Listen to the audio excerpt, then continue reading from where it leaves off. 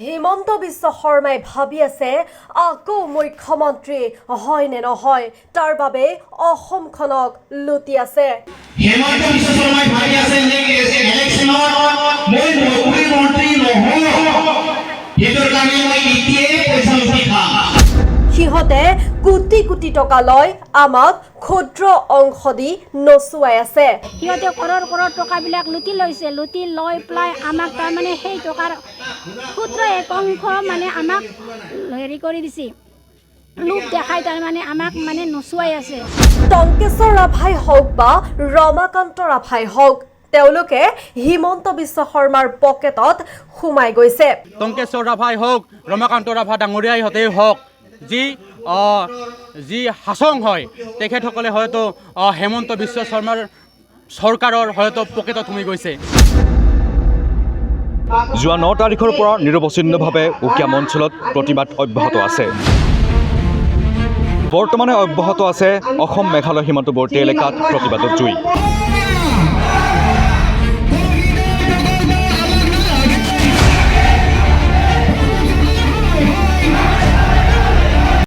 কাল অমানিশা ভৱিষ্যতৰ বিৰোধিতাৰে ডাউ ডাউকৈ জ্বলিছে অসম মেঘালয় সীমান্ত।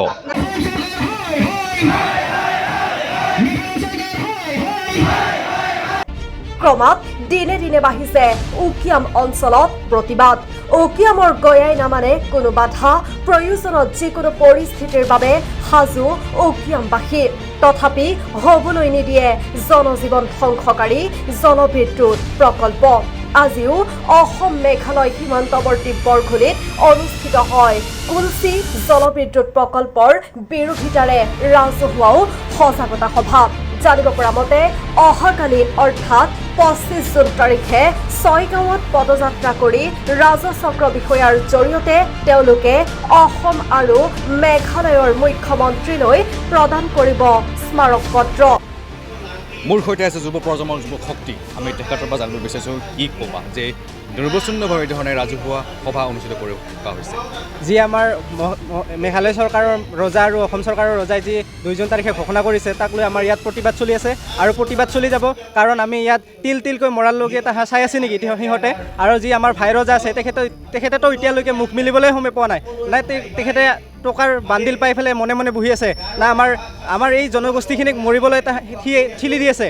আমি সেই কথা আমি নামানো আৰু দৰকাৰ হ'লে আমি প্ৰয়োজনত আমি টেষ্ট দিম। আৰু এই মাটি আমি এৰি নিদিওঁ বুলি আমাৰ ডেকা শক্তি বা যুৱ শক্তিয়ে আমাৰ জাগি উঠিছে আৰু ইয়াক লৈ আমি দিছপুৰ কপাই তুলিবলৈ সাজু আছোঁ আৰু শ্বিলং কপাই তুলিবলৈ সাজু আছোঁ। আৰু ইয়াক লৈ আমাৰ যুৱ শক্তি একগোট হৈ আছে, উকিয়ামবাসী একগোট হৈ আছে। ধন্যবাদ। প্ৰতিবাদমুখৰ হৈ পৰিছে উকিয়াম অঞ্চলত যি ধৰণে বাৰে বাৰে ওলাই আহিছে আপোনালোকে প্ৰতিবাদস্থলীলৈ। আমি আজি সমূহ 26খন গাঁৱে বৰঘুলিত এখন প্ৰতিবাদী সভা পাতিছোঁ। কাৰণ আগতেও আমি প্ৰতিবাদী সভা পাতিছিলোঁ, কিন্তু অসম চৰকাৰে আমাক এতিয়ালৈ কোনো সঁহাৰি দিয়া নাই, আনকি মেঘালয় চৰকাৰেও আমাক কোনো সঁহাৰি দিয়া নাই। সেইবাবে আমি আজি আকৌ বৰঘুলি গাঁৱত 26খন গাঁৱে প্ৰতিবাদী সভা পাতিছোঁ।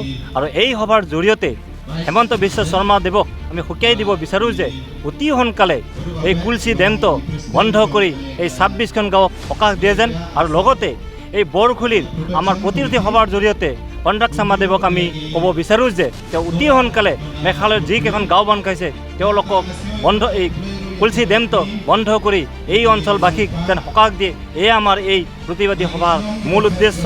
আৰু যদি এই আজিৰ পিছতো তেওঁলোকে যদি আমাৰ এই কুলচি ডেম প্ৰজেক্ট বন্ধ নকৰে, এই সংগ্ৰাম আমি সুদূৰ দিনলৈ চলাই যাম। ইয়াক কোনেও বন্ধ কৰিব নোৱাৰে। আমাৰ সকলো 26খন গাঁৱৰ মা দেউতা ভাই ভনীসকলৰ স্বতঃস্ফূৰ্তে ওলাই আহিছে। আমি লাগিলে তেজ দিম, আমি মৃত্যুবৰণ কৰিম, আমি আত্মহত্যা কৰিম, তথাপি এই কুলচি ডেম আমি বন্ধ কৰিমেই। সেইবাবে আমি অহাকালি 6 গাঁও গুৰু বজাৰৰ পৰা SDC মহোদয়ৰ তালৈ আমি ৰিলি কৰি মুখ্যমন্ত্ৰীলৈ স্মাৰক পত্ৰ দিম আৰু অসমৰ যোগেদি মেঘালয়ৰ মুখ্যমন্ত্ৰীলৈ আমি স্মাৰক পত্ৰ দিম। আৰু ইয়াৰ পিছত আমি তাৰ পিছতো যদি তেওঁলোকে আমাক কোনো সঁহাৰি নিদিয়ে, আমি দিল্লীলৈ যাবলৈ প্ৰস্তুত আছোঁ। আমি দিল্লীত গৈ যন্তৰ মন্তৰত আমি ধৰ্ণা দিম আৰু তাত অমিত শ্বাহ দেৱক আৰু নৰেন্দ্ৰ মোদীদেৱক আমি স্মাৰক পত্ৰ দিম। তাৰ পিছতো যদি তুলসী ডেম বন্ধ নকৰে ভাৰত চৰকাৰ তথা অসম চৰকাৰ মেঘালয় চৰকাৰ, তেতিয়াহ'লে আমি আত্মজা দিবলৈ প্ৰত্যেকজন এই 26খন গাঁৱৰ ভাই ভনী মা দেউতাসকলে সাজু হৈ আছে। গতিকে আমি বিনম্ৰভাৱে অনুৰোধ কৰিছোঁ যে অসম চৰকাৰ তথা মেঘালয় চৰকাৰক অতি সোনকালে যেন এই তুলসী ডেম প্ৰজেক্টটো বন্ধ কৰি এই 26খন গাঁৱক মুক্তি দিয়ে। প্ৰতিদিনে এই ধৰণে প্ৰতিবাদী কাৰ্যসূচী ৰূপায়ণ কৰি থকা হৈছে উকিয়াম অঞ্চলত। আহিছোঁ আপোনাৰ ওচৰলৈ, এই ধৰণে প্ৰতিবাদী কাৰ্যসূচী বাৰে বাৰে ৰূপায়ণ কৰা হৈ থকা হৈছে, কি ক'ব জনাব, কি ক'ব বিচাৰিব? হয় চাওক, অসম চৰকাৰ আৰু মেঘালয় চৰকাৰে যে 2 জুন তাৰিখে কলচি নৈৰ ওপৰত যি জলবিদ্যুৎ প্ৰকল্পৰ দিন ঘোষণা কৰিছে, সেই তাৰিখৰ পৰা কিন্তু আমি এই কলসি নৈৰ যি জলস্তৰ ৰাইজ, সেই ৰাইজ কিন্তু আমি শংকিত হৈ পৰিছোঁ। বাৰে বাৰে আমি আন্দোলন কৰিছোঁ, বাৰে বাৰে আমি প্ৰতিবাদ কৰিছোঁ, কিন্তু আজিৰ তাৰিখলৈকে অসম চৰকাৰ আৰু মেঘালয় চৰকাৰৰ যি মুখ্যমন্ত্ৰী, তেখেতসকলে এই বন্ধৰ নামত কোনো মাত মাতা নাই বা তেখেতসকলে কোনো ঘোষণা কৰা নাই যে এইটো বন্ধ কৰা হ'ব। যিদিনাখনলৈকে তেখেতসকলে বন্ধৰ দিন ঘোষণা নকৰে, সেই তাৰিখলৈকে আমি প্ৰতিবাদ কৰি যাম আৰু আমি লগা হয় টেষ্ট দিম, কিন্তু তথাপিতো আমি এই মাটি কেতিয়াও এৰি নিদিওঁ। আৰু যদি তেখেতসকলে সঁচাকৈয়ে বন্ধৰ দিন ঘোষণা নকৰে, আজিলৈকে কিন্তু শুনা নাই দিন ঘোষণা কৰা, যদি তেখেতে আজিৰ তাৰিখলৈকে যদি তেখেতে ঘোষণা নকৰে সেইটো বন্ধ হ'ব বুলি, তেনেহ'লে আমি তেখেতক হয় দিছপুৰ নহয় শ্বিলং আমি কঁপাই তুলিবলৈ বাধ্য হ'ম। আৰু হয়তো প্ৰয়োজন অনুসৰি তেখেতৰ হেমন্ত বিশ্ব শৰ্মাৰ ঘৰতে হওক, কনৰাড শৰ্মাৰ ঘৰতে হওক, আমি জ্বলন্ত ৰাইজ আমি তেখেতৰ ঘৰৰ সন্মুখত বাগৰি থাকিবলৈ আমি বাধ্য হ'ম। আৰু মই ক'ব বিচাৰিছোঁ যে যি আমাৰ ৰাভা হাছঙৰ মুখ্য কাৰ্যবাহী টংকেশ্বৰ ৰাভা, তেখেতেও এই কাৰ্যত কিন্তু অলপ মাত মাতিব লাগিছিলে। আমাৰ জ্বলন্ত ৰাইজক তেখেতে সকাহ দিব পাৰিব লাগিছিলে। অকল ভোটৰ সময়ত আমাৰ সন্মুখত আহিলে নহ'ব, তেখেতে এনেকুৱা ধৰণৰ সমস্যাত কিন্তু মাত মাতিব লাগিব। আৰু আমাৰ যি সমাজত যি আমাৰ এইটো কাউন্সিলত যি ৰমাকান্ত ডাঙৰীয়া, তেখেতেও কিন্তু এইটোত মাত মাতিব লাগিছিল। তেখেতেও আমাৰ ৰাইজৰ মাজত এবাৰ আহি এইটোৰ কাৰণে বুজ ল'ব লাগিছিল, কিন্তু তেখেতকো আমি এই সংক্ৰান্তত মাত মাতা দেখা নাই, বুজ লোৱা দেখা নাই। তেখেতকো আমি সকীয়াই দিছোঁ যে যুৱ প্ৰজন্ম আমাৰ লগত আছে, জনসাধাৰণ আছে, তেখেতে যদি এনেকুৱা সমস্যাত যদি মাত নামাতে, তেনেহ'লে কোনটো সমস্যাত মাত দিব, তেখেতকো সকীয়াই দিছোঁ। তেখেতে অলপমান আওকাণ কৰক এইবিলাক কথাক লৈ। নিমাত হৈ থকাৰ কাৰণ কি হ'ব পাৰে বুলি ভাবে? চাওক, নিমাত হৈ থকাৰ কাৰণ আমিতো জনসাধাৰণে ভাবিছোঁ যে টংকেশ্বৰ ৰাভাই হওক, ৰমাকান্ত ৰাভা ডাঙৰীয়াইহঁতেই হওক, যি হাছং হয়, তেখেতসকলে হয়তো হেমন্ত বিশ্ব শৰ্মাৰ চৰকাৰৰ হয়তো পকেটত সোমাই গৈছে, তেনেকুৱাহে এটা অনুভৱ হৈছে আমাৰ।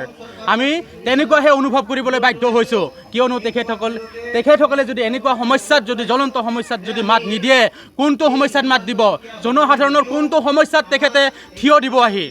আমি আশা কৰিছোঁ, আমি ভাবিছোঁ যেন তেখেতে হেমন্ত বিশ্ব শৰ্মাৰ পকেটতহে তেখেতে পতিয়ন গৈছে, তেনেকুৱা ধৰণৰ আমাৰ অনুভৱ হৈছে।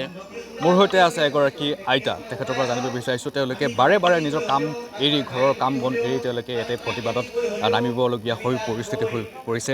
আপুনি কি ক'ব বিচাৰিব যে যি মানে আজি আমাৰ পাব্লিকে আমাৰ 24 তাৰিখত আমাৰ এই পানী ডেমৰ কাৰণে আমি মিটিং পাতিলোঁ। গোটাই আমাৰ ৰাইজে, মহিলা হওক, পুৰুষ হওক, গোটাই ডেকা ল'ৰা চব আমি দুখত লাগি আমি মিটিংখন পাতিলোঁ। কাৰণ কি আমাৰ অঞ্চলৰ ইমান ডাঙৰ কৰি আমাৰ ডেম বনালে, আমাৰ এই আমাৰ অঞ্চলত থকা চব আমাৰ মানুহজনে ক'ত থাকিব, আৰু এনেকৈ সমস্যা হ'ব। আমাৰ ল'ৰা ছোৱালীক স্কুলত দিবৰ কাৰণে বহুত অসুবিধা হ'ব, আৰু আমাৰ মাটি এনেকৈ থাকিলে আমি কেনেকৈ হ'ব? আমাৰতো কোনোদিনো আমি এইগিলা জাগাটো আমি নাপাব। কাৰণ কি আমাৰ এনেকুৱা ঠাই, আমাৰ ধুনীয়া ঠাই আছে, ইমান কাৰণে পিকনিক প্লেচগিলানো আছিল। আমাৰ গোটেই অসমৰ মানুহ গোটেই দেখা পাই আছে আমাৰ কি ঠাই, আমাৰ উকিয়ামৰ জাগা কি ঠাই, গোটেই উকিয়ামৰ মানুহ চব দেখা পাই আছে। সেইকাৰণে আমি এতিয়া আমাৰ এই ডেম বনাটো আমাৰ মহিলাসকলেও আমি বন্ধ কৰোঁ, আমি মানি নলওঁ।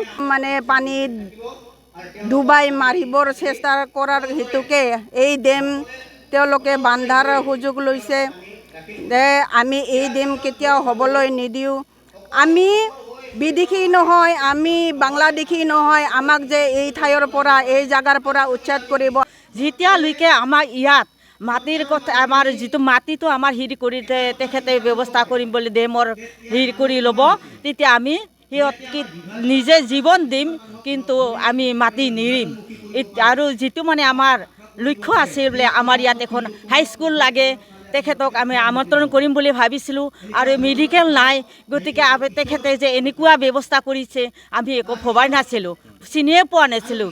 আমি জীৱন দিম যেতিয়ালৈকে তেখেতে লিখিত আখৰে নেৰে, আমি তেতিয়ালৈকে আমি সংগ্ৰাম কৰি চলাই লৈ যাম। আৰু প্ৰত্যেকৰে মুখে মুখে এটাই কথা, তেজ দিম মাতি নিদিওঁ, দৰকাৰ হ'লে আত্মহত্যা কৰিম বুলি তেওঁলোকে উত্থাপন কৰাৰ পৰিলক্ষিত হৈছে। আচলতে প্ৰত্যেকৰে এটাই শংকা যে তেওঁলোকৰ মাটি বনিয়াৰ হাতলৈ গুচি নাযাওক।